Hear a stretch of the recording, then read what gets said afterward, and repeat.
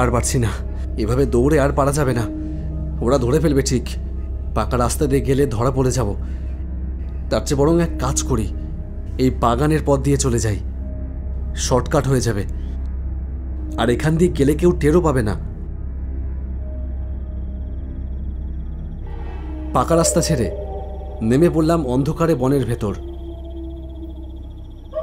বাগানের মধ্যে দিয়ে যেতে হবে, কাঁচা রাস্তা। আজ সকালেই মুষলধারায় বৃষ্টি হয়েছে। অন্ধকারে মাটির রাস্তায় হেঁটে যাওয়া বিপজ্জনক। পা পিছলে পড়ে গিয়ে হাত পা ভাঙার ভয় তো থাকেই, তাছাড়া বিষধর সাপের ভয় আছে। রাত 10:30 বাজে। এত রাতে বনের ভেতর শেয়ালের রাজত্ব চলে। শেয়ালের দলের সামনে আমি একা মানুষ যদি পড়ে যাই তাহলে আমার কি হবে জানি না, তবে তাদের ডিনারটা বেশ জমে যাবে। কি আর করব, আমার এখন অবস্থা এমনই। জলে কুমির, ডাঙায় বাঘ। শিউলির পাড়ার লোকেরা লাঠি, সোটা, দা, বটি নিয়ে তেড়ে আসছে। তারা আমাকে পেলে নিশ্চয়ই জামাই আদর করবে না। ও, তোমরা তো আগা মাথা কিছুই জানো না। তাহলে তোমাদের আগে বলি বিষয়টা। আমি অনেক, একজন গড়পড়তা কলেজ পড়ুয়া। প্রেমে পড়াটা আমার জীবনের সবথেকে বড় অ্যাডভেঞ্চার হবে তা কে জানতো। ওর নাম শিউলি। চোখে কাজল, কথায় বিষ, আর হাসিতে দুনিয়া থেমে যায়। ক্লাসে প্রথম দেখাতেই মনে হলো, আরে এই মেয়েটার জন্যই তো আমি জন্মেছি। প্রপোজটা কি করে করব সেটা কিছুতেই বুঝে উঠতে পারছিলাম না। কলেজ ছুটির পরে শিউলি বাসস্টপে দাঁড়িয়েছিল বাস ধরবার জন্য। রোজ সাথে 2-1টা লবঙ্গলতিকা থাকে বটে, কিন্তু সেদিন কেউ ছিল না। ব্যাস, এই সুযোগটাই কাজে লাগালাম। সামনে গিয়ে দাঁড়িয়ে দিলাম সোজা মনের ভাব সম্প্রসারণ করে।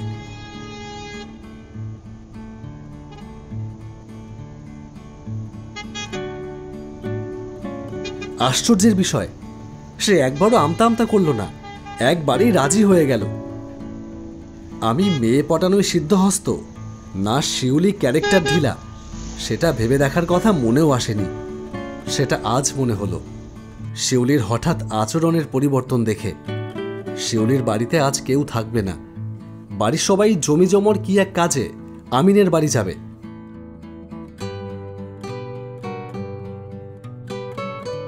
এই ফাঁকে শিউলি আমাকে ফোন করে বাড়িতে ডাকে। আমিও সুরসুর করে ল্যাজ নাড়তে নাড়তে চলে গেলাম সেখানে। কে জানতো যে ওর বাড়ির লোক ঠিক তার 15 মিনিট পরেই চলে আসবে। হাতে নাতে ধরা পড়তেই শিউলি দেখিয়ে দিল তার ছলনাময়ী রূপ। সত্যি করে বল শিউ, এই ছেলেটাকে? বাবা, তুমি আমাকে অবিশ্বাস করো? আমাকে? আমি সত্যিই একে চিনি না। দরজায় ঠকঠক শুনে আমি দরজা খুলতেই এই ছেলেটা হন হন করে ঢুকে পড়লো। তারপরেই তো তোমরা চলে এলে। কেড়ে কি মতলব? এই তোরা আ করে দাঁড়িয়ে কি দেখছিস? ভালো করে ধর আর গুছিয়ে দুঘা দে। আমি ভাবসাব বুঝে আর ঝুঁকি নিলাম না। খোলা দরজা দিয়ে সোজা দৌড়।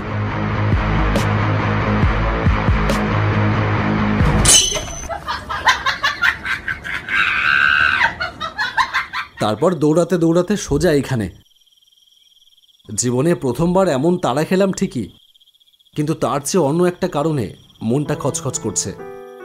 শিউলি আমাকে সত্যিই ভালোবাসে তো? সত্যিকারের ভালোবাসলে কেউ কি বিপদের সময়ে ওই রকম পাল্টি খেতে পারে? এইসব ভাবতে ভাবতে হাঁটছিলাম। হঠাৎ একটা জায়গায় এসে থমকে দাঁড়িয়ে পড়তে হলো। সামনেই একটা গাছের নিচে কে যেন দাঁড়িয়ে আছে মনে হচ্ছে। অন্ধকারে ওই দুটো কি জ্বলে রয়েছে। পুরো শরীরটাই কালো হয়ে আছে অন্ধকারে, কিছুই বোঝা যাচ্ছে না। তবে সেটা যে কোনো মানুষের শরীর সেটা বুঝতে অসুবিধে হচ্ছে না। এবার ধীরে ধীরে তার মুখের দিকে আমার চোখ পড়ল, আর তখনই আমার শিরদাঁড়া বেয়ে একটা ঠান্ডা স্রোত বয়ে গেল। দেখলাম মানুষের ঠিক যেখানে চোখ থাকে এর সেই জায়গায় দুটো আগুনের গোলার মতন কিছু জল জল করছে। ভালো করে বুঝলাম সেই দুটো আগুনের গোলা যেন আমার মুখের দিকেই তাকিয়ে আছে। এরপরেই আরও এক গায়ে কাটা দেওয়া ব্যাপার টের পেলাম। আমার ঘাড়ের কাছে একটা ঠান্ডা হাওয়ার স্পর্শ অনুভব করলাম। এটা যেন কারো নিঃশ্বাস, কিন্তু মানুষের নিঃশ্বাস হয় গরম। এত ঠান্ডা নিঃশ্বাস তো মানুষের হয় না। তাহলে তাহলে কে আমার পেছনে দাঁড়িয়ে এই অপকর্ম করছে? ঘাড় ঘুরিয়ে যে তাকাবো সেই সাহস হলো না।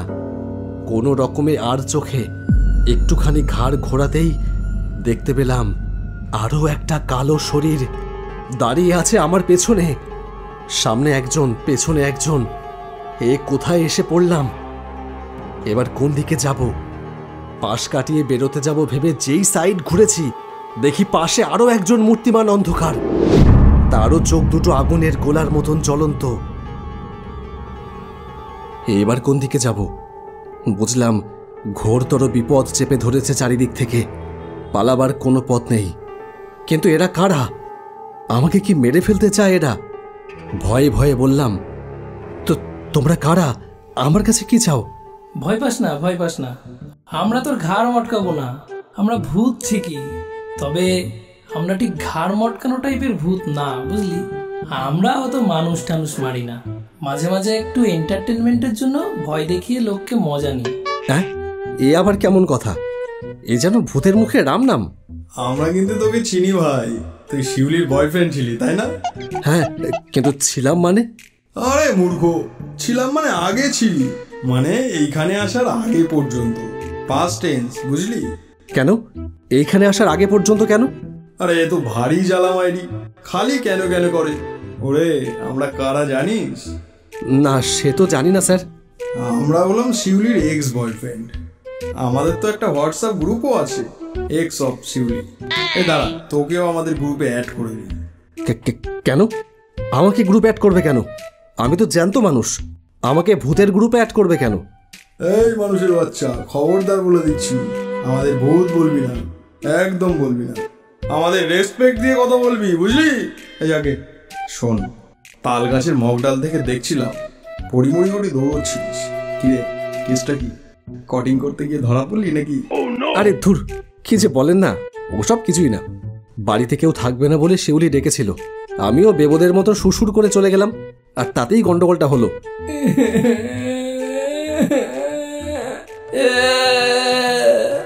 এই কি রে, তুই আবার সুর ধরলি? আরে পুরোনো কথা মনে রাখতে নেই বাবা, তোকে কতবার বলেছি ভুলে যা। চল একটু টানটু মেরে সান্টু হয়ে আসি। ভুলে যাবো বললেই কি ভুলে যাওয়া যায়? এ তো আমার জীবনের সাথে হুবহু মিলে যাচ্ছে। আজও মনে পড়ে সেই দিনের কথা। শিউলি আমাকে বললো, শোনো না, আজ তোমাকে দেখতে ভীষণ ইচ্ছে করছে, তুমি আজ একবার আসতে পারবে? হ্যাঁ হ্যাঁ, কেন পারবো না। কোথায় আসতে হবে বলো? তুমি রাতের বেলা এসো, আমাদের ছাদের উপরে। ছাদের উপর? কিন্তু ছাদে উঠবো কি করে? আরে আমাদের ছাদের পেছনে একটা পেয়ারা গাছ আছে, ওটা বেয়ে আরামসে উঠে আসতে পারবে, কোনো চাপ নেই। চাপ ছিল না, তবে সেটাই আমার কাল ছিল। কেন, কি হয়েছিল? কি আর হবে, ছাদে তো উঠে পড়লাম কোনো রকমে পেয়ারা গাছ বেয়ে, কিন্তু পাশের বাড়ির ছাদের থেকে এক লোক সেই সিন দেখতে পেয়েই চেঁচামেচি শুরু করে দিল। ভয়ে পালাতে গিয়ে দিলাম ছাদের উপরের থেকে লাফ। তারপর? তারপর আর কি, হালকা করে মরে গেলাম, লাফ দিয়ে নিচে আর নামা হলো না, সোজা উপরে চলে গেলাম। আমার গল্পটা কিন্তু আবার আলাদা। শিউলিকে আমি সত্যি সত্যি ভালোবেসেছিলাম, একেবারে মন প্রাণ দিয়ে। তাই আমি যখন জানতে পারলাম যে ও আরো অনেকের সাথে একসাথে রিলেশনে আছে, তখন সে আঘাত আমি সহ্য করতে পারলাম না, দিলাম এই বাগানের একটা গাছে গলায় দড়ি। যন্ত্রণায় মোচড় দিয়ে উঠল বুকের ভেতরটা। শিউলিকে সবেমাত্র ভালোবাসতে শুরু করেছিলাম, তার এইসব কীর্তির কথা শুনে এখন ভালোবাসার বদলে চরম রাগ হচ্ছে ওর ওপর। কি রে, কি ভাবছিস? আসবি নাকি আমাদের দলে? অ্যাড হবি আমাদের হোয়াটসঅ্যাপ গ্রুপে? না, তোকে মরতে হবে না, তুই এক কাজ কর, কাল থেকে নতুন মেয়ে পটানো ট্রাই কর, আর শিউলিকে আমাদের কাছে এনে দে। ধর, তোমরা ওকে নিয়ে কি করবে? প্রতিশোধ নেব, বুঝেছিস? প্রতিশোধ।